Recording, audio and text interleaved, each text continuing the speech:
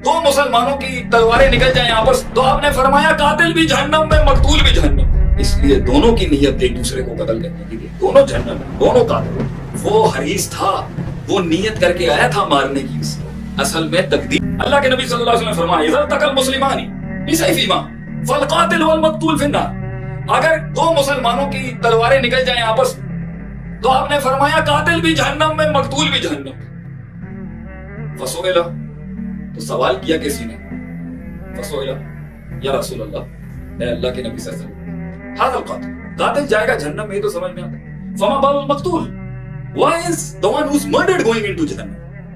आपने फरमाया इन्नहु काना हरीसन अला क़त्ल साहिबी, वो हरीस था, वो नीयत करके आया था मारने की इसको।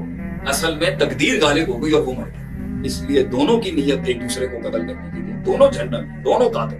फतवा दोनों पर एक, और इससे एक दलील भी बनती है कि अगर कोई चोर चोरी करने जाए और लॉक ना खुले, तो क्या उस पे सारिक की हद लगेगी या नहीं लगेगी हाथ काटने की? So what we say is कि अगर दिल में ख्याल है और वो गुजर जाए, तो अल्लाह कहता है ला युकल्लिफुल्लाहु नफ्सन इल्ला वुसअहा। मगर इंसान ने पूरा प्रोसेस कर दिया और तकदीर गालिब आ गई, तो हद लगेगी उसके ऊपर। He will be punished in the court of law। क्यों?